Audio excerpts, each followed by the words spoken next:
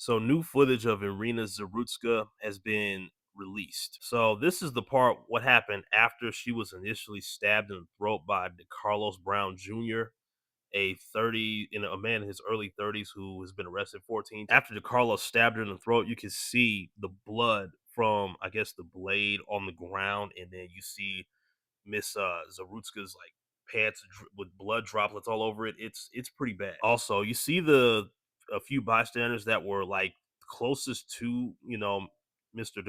Carlos Brown and Miss Zarutzka. Man, they all sat there and just kind of like stared at it like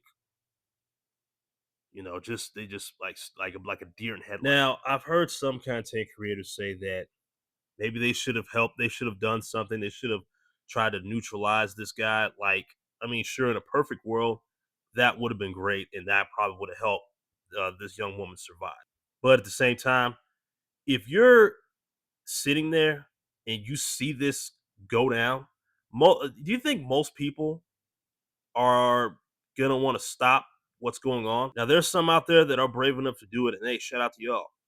But most people are gonna be like, man, I don't want this shit. I don't want this motherfucker coming after me, especially if they're not armed, which I'm sure those people sitting there probably were not. And that leads me to this one question: have we gotten so numb to violent crime in this country that even to the point where we see these things happen right in front of us, we're almost not affected by it? That's a genuine question. I personally really do believe that this is pretty much where society is right now.